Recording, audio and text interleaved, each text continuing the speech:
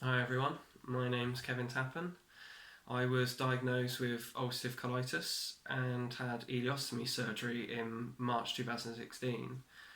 Now, the reason for these videos is to provide information really for those either preparing to have ileostomy surgery or colostomy surgery, or for those that have just had the surgery. I know when I had my surgery, I had little information provided to me, so even though it was under emergency circumstances, I still was not prepared for what life had in store for me, even physically or mentally. I know after I had my surgery, I was given information, but some of it was very brief, and some of it was missing. So I had no idea if what I was experiencing was normal.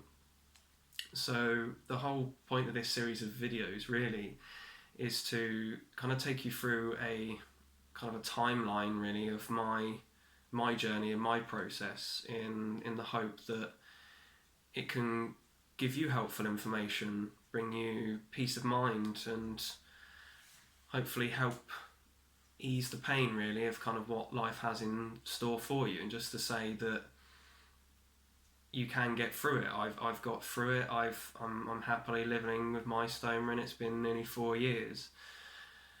So I just wanted to share my experience really. Now I've made a few videos, kind of detailing in a chronological order really.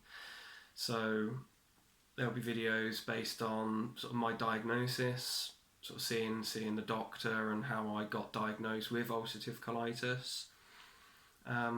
On the pre-operation side, so when I was admitted to hospital and the preparation for the operation. Also the post-operation side, so kind of the daunting aspect of recovery and what life is living with a stoma, and how you can get through it, and what the things you shouldn't and shouldn't do.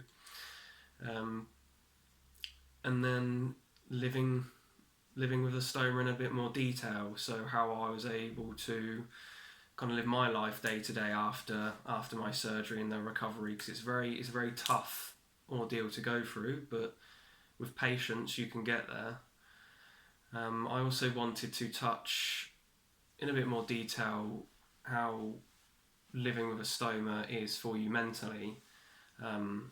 It's perfectly natural to have, in my case, mental health issues. I suffered a lot with depression afterwards, because it's quite a traumatic experience for everyone, even if it's something that you're planning for, or if it was something that was just kind of thrusted upon you out of nowhere. It's still a difficult process for everyone to get used to.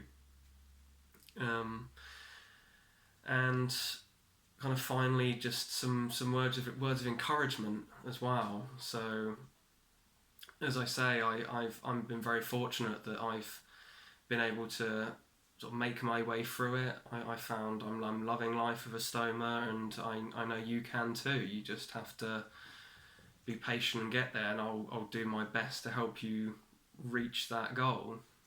And also from a bit of a side perspective, I know from a new person's perspective having a stoma, you might not have the best technique, or wonder what the best techniques are for changing a bag, or what products to use with a stoma.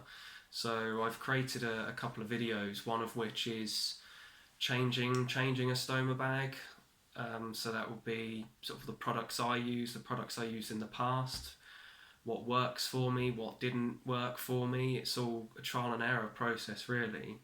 And I've also created a shorter video for the guys really. So this is for shaving around a stoma. Sometimes that can be difficult, but there's sort of tips and techniques that you can use to sort of make life easier for you and for your skin while living with a stoma. So that's kind of the main contents of these videos really, and just the motivation behind it was, as I said, just to give you guys a bit more peace of mind and information that can help you moving forward and what things to expect when living with a stoma, especially in the early stages. And yeah, so that's the reason for these videos, and I hope you enjoy them, and I hope you find them useful. Thanks a lot.